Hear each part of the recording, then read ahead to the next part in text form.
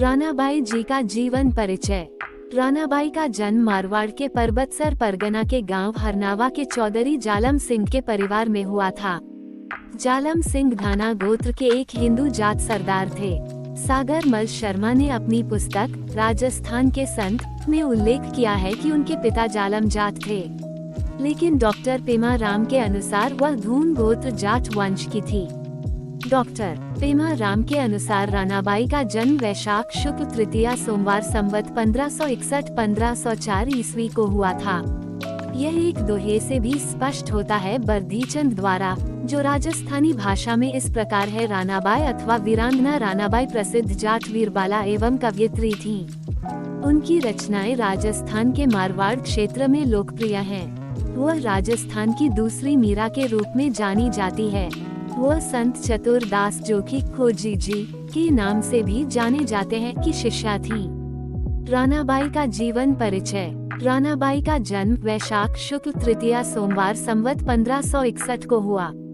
रानाबाई के पिता का नाम चौधरी जालम सिंह धुन, रानाबाई के गुरु संत चतुरदास जोगी खोजी जी के नाम से भी जाने जाते हैं। रानाबाई की समाधि 1629। रानाबाई की प्रचलित कहानी। रानाबाई ने राजस्थानी भाषा में कई कविताओं की रचना की थी। सारी रचनाएं सामान्य लय में रची गई हैं। उनके गानों के संग्रह को पदावली कहा जाता है। उनके द्वारा रचित पदों के गायन का माध्यम ठेठ राजस्थानी था। भक्त शिरोमणि रानाबाई के पिता श्री जालम सिंह खियाला गांव से कृषि का लगान भरकर अपने गांव हरनावा लौट रहे थे तो रास्ते में गेछाला नाम के तालाब में भूतों ने उन्हें घेर लिया और कहा कि आपकी पुत्री राना का विवाह बोहरा भूत के साथ करने पर ही आपको छोड़ा जाएगा।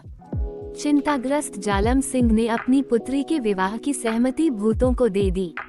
भूत समुदाय आंधी तूफान के रूप में जालम सिंह के घर पहुंचा। भक्त शिरोमणि रानाबाई ने अपनी ईश्वरीय शक्ति से भूत समुदाय का सर्वनाश किया। रानाबाई ने विवाह नहीं करने का प्रण लिया। उन्होंने विक्रम संवत 1627 को फाल्गुन मास के शुक्ल पक्ष की त्रयोदशी को जीवित समाधि ली। प्रत्येक मास की शुक्ल पक्ष की त्रयोदशी को रानाबाई की धाम पर हरनावा गांव में मेला भरता है। भाद्रपद और माघ मास के शुक्ल पक्ष की तेरस त्रयोदशी को राना मंदिर में भक्तों की अपार भीड़ रहती है। रानाबाई मंदिर के वर्तमान पुजारी श्री रामाराम धून है। रानाबाई की तपोभूमि हरनावा पट्टी के दो जांबाजों ने मातृभूमि की रक्षा के लिए अपने प्राणों की आहुति दी। शहीद श्री रामकरण थाकर ने मेघदूत ऑपरेशन के दौरान सन 1991 में जम्मू कश्मीर में आतंकवादियों से लड़ते हुए अपने प्राणों की आहुति दी। वीर चक्र से सम्मानित शहीद श्री मंगेज सिंह ने कारगिल युद्ध के दौरान अपने अदम्य साहस का परिचय देते हुए देश के लिए प्राण न्योछावर कर दिए। हरनावा पट्टी नागौर की रानाबाई ने गुरु खोजी जी के सानिध्य में रहकर श्री राम की भक्ति की। भक्ति के कारण रानाबाई जी में ईश्वरीय शक्ति आ गई थी। एक बार बोरावड़ के मेरतिया ठाकुर श्री राज सिंह जोधपुर दरबार का साथ देने के लिए बादशाह से युद्ध करने के लिए अहमदाबाद जा रहे थे। रास्ते में हरनावा गांव में रुके। रानाबाई जी प्रसिद्धि सुनकर वे रानाबाई के दर्शन करने गए। रानाबाई जी गोबर से थेपड़ियां कंडे बना रही थी। ठाकुर राज सिंह ने रानाबाई जी को प्रणाम करके पूछा कि क्या मैं बादशाह से युद्ध में विजय हो सकता हूं। तब रानाबाई जी ने गोबर के हाथ का छापा ठाकुर की पीठ पर लगा दिया, जो केसरिया रंग में परिवर्तित हो गया। रानाबाई जी ने कहा कि जब तक आपको मेरा यह चूड़ा सहित हाथ दिखाई दे तो निश्चिंत होकर लड़ना, अवश्य जीत होगी। बोरावड़ दरबार बादशाह से युद्ध में विजय हो गए। खुशी के कारण रानाबाई जी को भूल गए। उन्होंने रानाबाई जी को वचन दिया था कि जब जीत जाऊंगा तो आपके पास आकर प्रणाम करके घर जाऊंगा। जब बोरावड़ दरबार मय सेनागढ़ के प्रवेश द्वार पर पहुंचे तो हाथीगढ़ में प्रवेश नहीं कर पाया। फिर ठाकुर राज सिंह रानाबाई के दर्शन करने हरनावा गए तथा रानाबाई से क्षमा याचना की तो रानाबाई जी ने क्षमा किया। गढ़ के प्रवेश द्वार में अब आसानी से हाथी प्रवेश कर गया। यह कहा जाता है कि गोबर के हाथ का छापा केसरिया रंग वाला कुर्ता आज भी बोरावड़ के गढ़ में विद्यमान है। आज भी रानाबाई जी की ईश्वरीय शक्ति भक्तों को देखने के लिए उस समय मिलती है जब प्रसाद के रूप में चाय गए नारियल की ऊपरी परत दाढ़ी एकत्र होने पर स्वतः प्रज्वलित हो जाती है।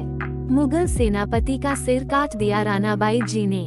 रानाबाई जी अविवाहित सुंदर कन्या थी। उनकी सुंदरता से मोहित होकर मुगल सेनापति आक्रमण कर अपहरण करना चाह रहा था, लेकिन रानाबाई जी ने 500 मुगल सैनिकों सहित सेनापति का सिर धड़ से अलग कर दिया।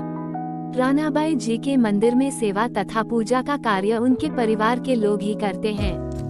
वर्तमान में पुजारी श्री रामाराम जी धून है। रामाराम जी के पिताजी का नाम मोडू राम जी था। मोडू राम जी के पिताजी अर्थात रामाराम जी के दादाजी का नाम चतराराम जी था। दादाजी हरदेव राम जी ठाकर ने पिताजी को बताया कि रामाराम जी के दादाजी चतराराम जी के साथ भी एक चमत्कारी घटना घटी थी। जब पुजारी चतराराम जी अपने कुएं पर बैलों द्वारा की जाने वाली सिंचाई के लिए गए, हुकमपुरा गांव की तरफ इनका कुआं था। क्योंकि पूजा और कृषि कार्य एक साथ नहीं हो सकते हैं, चतराराम जी के दोनों हाथों की उंगलियां हथेली के चिपक गई, केवल अंगूठे ही खुले रहे। फिर आजीवन चतराराम जी ने केवल सेवा कार्य को ही चुना। उनके अंगूठे खुले इसलिए रह गए थे कि वह नारियल की चिटक आराम से तोड़ सकते थे और रानाबाई जी भक्तों द्वारा लाए गए प्रसाद को चढ़ा देते थे।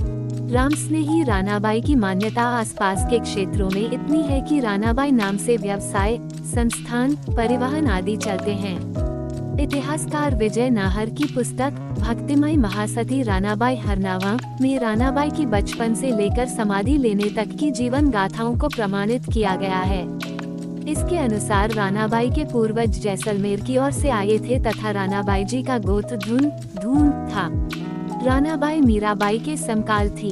एक समय ऐसा था जब दोनों ही वृंदावन में थी एवं दोनों ने भगवान श्री कृष्ण का साक्षात्कार किया। भगवान श्री कृष्ण ने दोनों को अपनी उपस्थिति निरंतर बनाए रखने का आश्वस्त करते हुए दोनों को अपनी एक एक मूर्ति दी। हालांकि रानाबाई व मीराबाई का वृंदावन में आपस में मिलना नहीं हुआ।